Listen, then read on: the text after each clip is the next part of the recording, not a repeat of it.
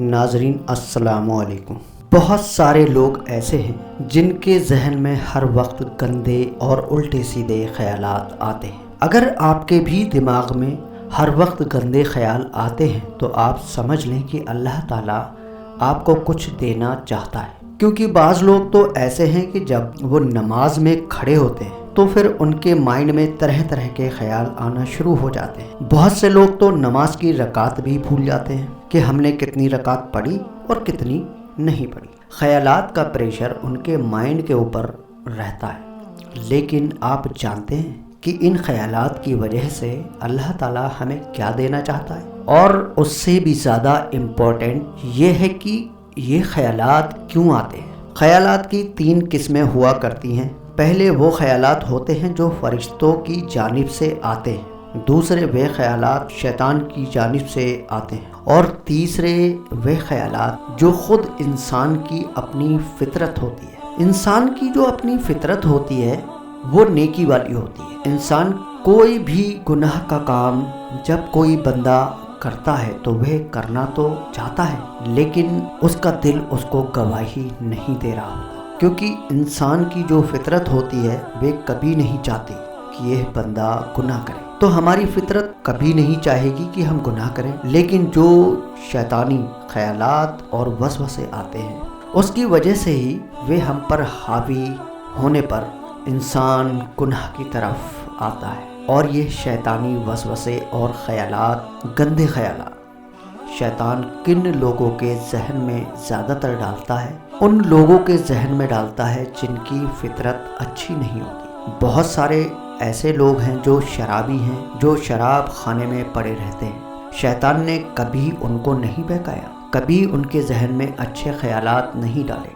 کیونکہ وہ تو ہے ہی آلریڈی بہکا ہوا، وہ تو ہے ہی گناہ گار اور اللہ سے دور، وہ تو شریعت سے دور ہے، تو اس کے ذہن میں اچھے خیالات نہیں آئیں گے۔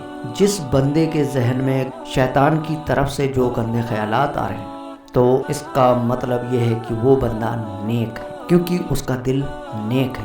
وہ تو شیطان اس سے گناہ کروانا چاہتا ہے، لیکن اندرونی طور پر وہ بندہ گناہ کے قریب جانا نہیں چاہتا، کیونکہ اگر وہ جانا چاہ رہا ہے تو پھر شیطان اس کے ذہن میں گندے خیالات ڈال کر اس کو گناہ کی طرف ڈھکیل رہا ہے۔ اور وہ دونوں فرشتے کرامن کاتبین ہمارے کندھے کے اوپر وہ ساری چیزوں کو نوٹ کر رہے ہیں، لکھتے ہیں۔ ہم نے کوئی اچھا کام کا ارادہ کیا، جو سیدھے کندھے پر بیٹھا ہوا فرشتہ ہے فوراً ہمارے اس نیکی کو لکھ لیتا ہے۔ کتنی عجیب بات ہے، اللہ کا کتنا فضل کرم ہے کہ ہم نیکی کا ارادہ کرتے ہیں تو فرشتہ ثواب لکھ لیتا ہے، اور ہم گناہ کا ارادہ کریں تو گناہ ہمارا نہیں لکھا جاتا، جب تک نہیں لکھا جاتا جب تک ہم گناہ کر نہ لیں۔ اور جب ہم وہ گناہ کر لیتے ہیں تو اس کے بعد بھی چند لمحات جو سیدھی طرف نیکی لکھنے والا فرشتہ وہ بدی گناہوں کے لکھنے والے فرشتے کو روکے رکھتا ہے کہ رک جاؤ، ابھی رک جاؤ، شاید توبہ کر لے۔ اور اگر بندہ فوراً توبہ کر لے گناہ کے بعد تو پھر اس کی گناہ کو لکھا بھی نہیں جاتا ہے۔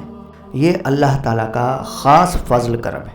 اگر آپ نے رات کو نیت کی کہ ہمیں صبح فجر کی نماز ادا کرنی ہے اور آپ اٹھ نہیں پائے تو وہ ثواب فرشتے نے لکھ لیا، ثواب آپ کو مل گیا آپ کی نیت پر، لیکن آپ نے دن میں ارادہ کیا ہم رات میں کچھ غلط کام کریں گے تو اس کا گناہ نہیں لکھا گیا۔ اس وقت تک نہیں لکھا جائے گا جب تک آپ اس غلط کام کو کر نہ لیں۔